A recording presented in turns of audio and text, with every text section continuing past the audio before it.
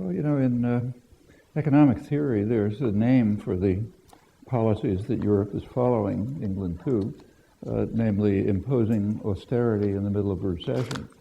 It's called the Herbert Hoover principle. That's exactly what led to the World Depression. It was reinstated again in 1936 under the advice of under business pressure. It led to another recession.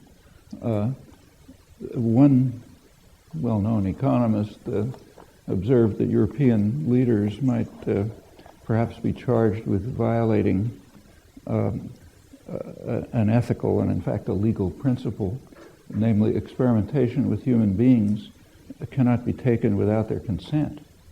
Okay, this is an experiment to see if the kind of policies which have always been a disaster in the past and which are likely to be a disaster for good reasons again, whether these policies which have humans as their experimental subjects, whether they should be permitted. Well, that's up to people who don't believe in the Moasher doctrine to respond to. As far as education is concerned, I don't really feel qualified to talk about the situation here. You obviously know much more about it than I do. In the United States, it's quite interesting.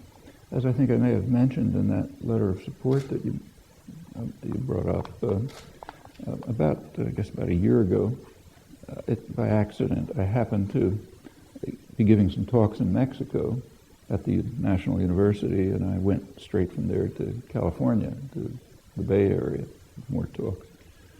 These are kind of, they're not the exact opposites in terms of the economy. California should be the richest place in the world. Mexico is not the poorest country in the world, but it's a pretty poor country.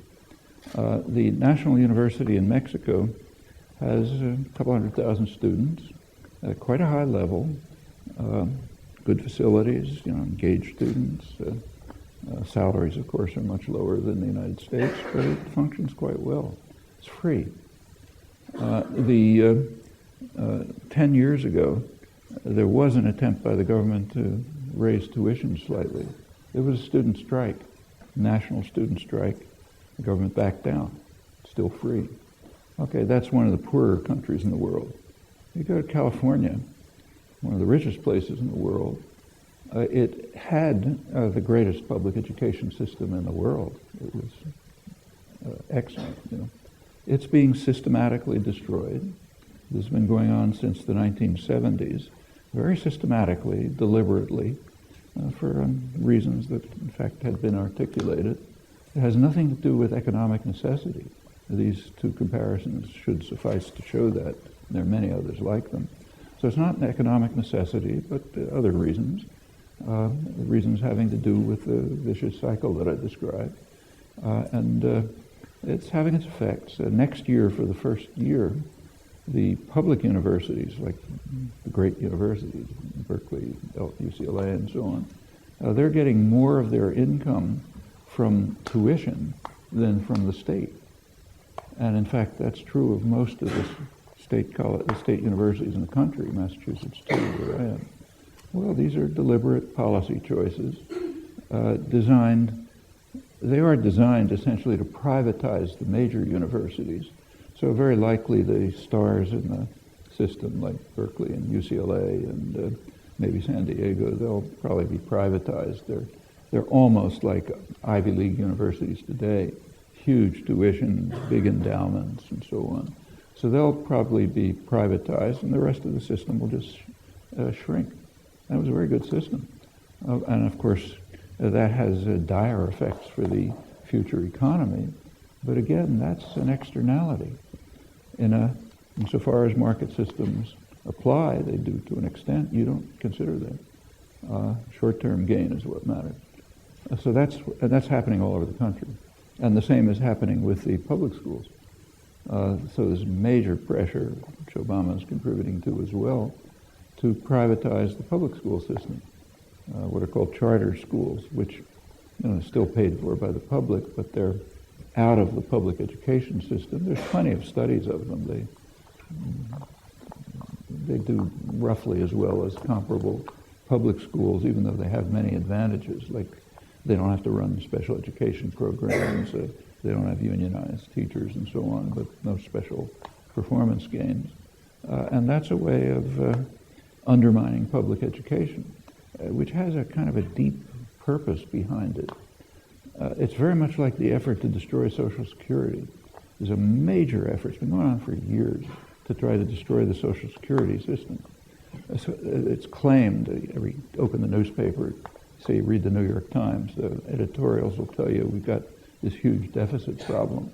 And so we have to deal with entitlements, Social Security, Medicare, and Medicaid, and not waste our energy on other things. Social Security contributes zero to the deficit, zero. It comes out of payroll taxes, okay? It's got, first of all, and furthermore, it's pretty well funded for decades in advance, and a little tinkering would fund it forever. But that's got to be killed.